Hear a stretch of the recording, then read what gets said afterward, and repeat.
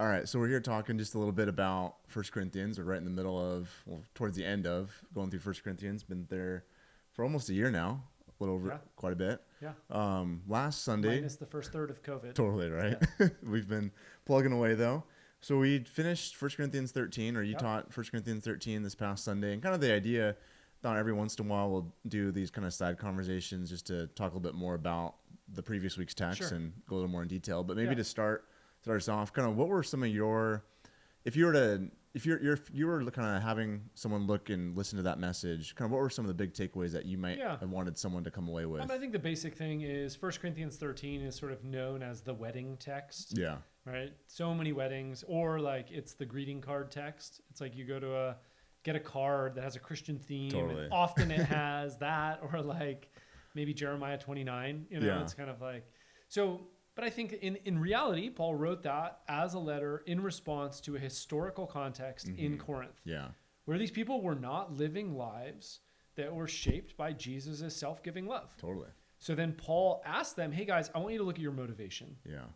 Is the way you're living, is it motivated by love? Or is it motivated by something else? Yeah. And then 2 was, I want you to look at your character, right? So as you live your life, are there elements of your life that are not in line with the love of Jesus? Sure. And maybe you should look at those, right? So he actually goes through specific examples in Corinth. He's like, this is what love is like. This is what you're like. This is what love is like. This is what you're like. And I think it's meant to sort of reflect back on us and be like, okay, this is what Jesus is like. What am I like? Yeah. This is what Jesus is like. What am I like?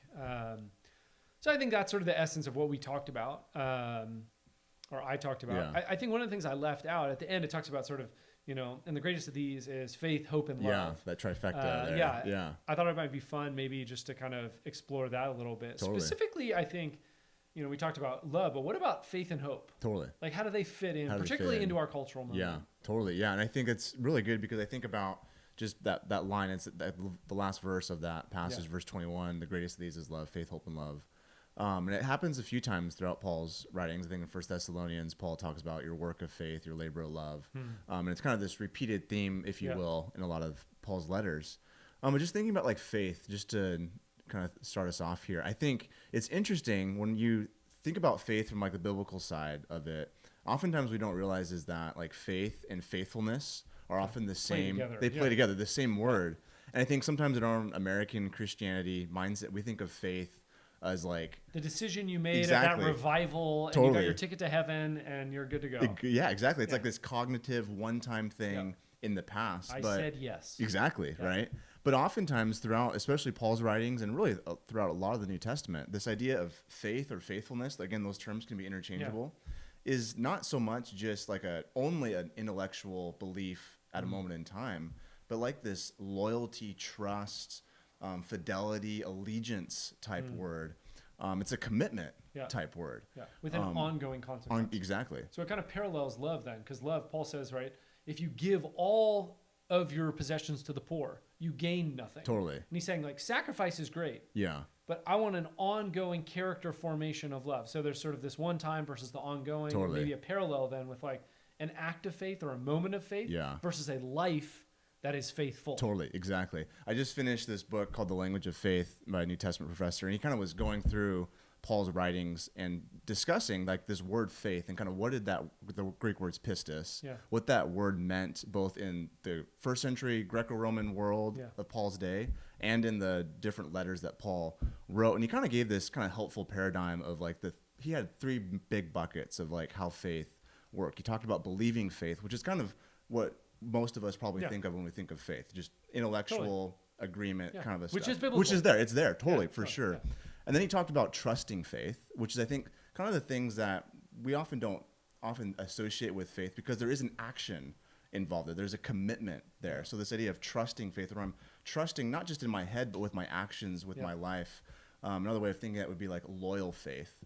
And then he also talked about obedient or obeying faith. Well, they overlap a little bit there, but I think that was, at least for me, a helpful way of seeing how this term faith can be used in a variety of different ways in Paul's writings, where there is this mental kind of piece to it. There is this commitment, action piece to it. And to have faith means that you will obey. You will follow, the teachings and the way of Jesus. But then thinking about it too, like in our cultural moment, it was interesting. Just the other day, you texted me this article from the Atlantic, and just talking about just the lack of, and you can riff off this too, just the lack of trust that's happening in our society. The lack between of people, between institutions, like an eroding of trust. Totally. And so what it leads to, the writer was saying in this article, and I can put the link to it in the bottom here, but just this idea of like how much our society is just in this posture of distrusting, of non-committal. There's no loyalty, and it's kind of almost this free-for-all to a certain extent. And to think about from our biblical mindset, trying to follow and practice the way of Jesus, what does it mean to then have faith or trust in a moment like this, where it seems like the culture is like distrusting everything and all authority and whatever's happening on the news and institutions, and a lot of it is for good reasons. A lot of it isn't for good reasons. But I think there's an opportunity to be a people of faith, is to say, again, this idea of loyalty and commitment as being a part of faith. What does it mean to be loyal and committed to Jesus, to our spouse, to our families, to our local church, to our community, in a way where we're not just with every whim of, my desires or whatever is the newest, coolest fad, just going to run with that, or whatever is upsetting us or is kind of getting us all riled up that's happening on the news. We're just going to kind of go along with the emotional kind of outrage of the day. But to say, no, I want to have a long commitment. I think it's Eugene Peterson's line, the long obedience in the same direction, maybe even saying like a long faithfulness in the same direction. I don't know. It just seems like that's a profound opportunity for us as followers of Jesus. But then there's also this idea of hope, that faith, hope, and love. So hope is that second one. And I just think even in our moment right now of just so much despair and so much uncertainty, thinking about what does it mean to be a people, not only of faith and love, but also of hope. Yeah, I remember I was at a gathering, and someone asked me, what do you think is the most important value or virtue today? Yeah. And they said, oh, no, I think it's hope. Hope. It's like, wow, okay. Yeah, totally. Like, clearly that's an important word for us. Oh, yeah, for sure. Because I just think of, you can, pretty much pull up any study or any recent article, and just seeing the statistics on despair and loneliness and depression, anxiety is just through the roof for a variety of reasons, pre-COVID and especially during in the midst of COVID. And to see like hope, seeing that this biblical idea of just this confident assurance that the promises and character of God are true, with this expectation that this isn't all there is, that we don't live this life with this mindset of, my 6, 7 decades, 8 decades on this planet is all there is. Yeah. But there's this profound hope that reaches beyond that. And hopefully, to kind of play off words here, that leads to this sense of kind of peace and calmness in the midst of all of this. And a willingness to love. Totally, yeah. To be a willingness not to then just defend your self-interests, defend your 60 years, because that's all you got.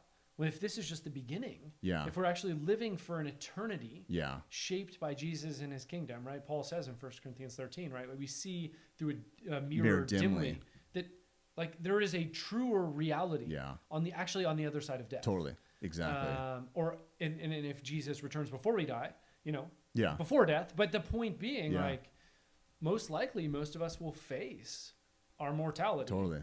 And the idea being that the real fullness of life is actually going to be experienced on the other side of death when Jesus returns in the fullness of his kingdom or in his presence. Totally. But right, like YOLO, you only live once. Yeah. Right. That defines our age in so many ways, and it undermines the eternal nature of the kingdom. Totally.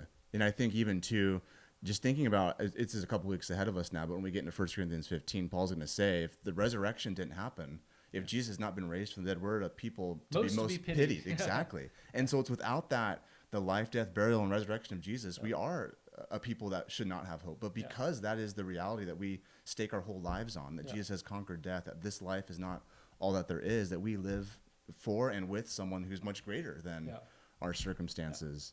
Makes so much sense, right? Faith, hope, and love. Yeah. Right? The love that is like Jesus, the faith, the posture of faithfulness that is like his, and a hope that knew that this wasn't it. Totally.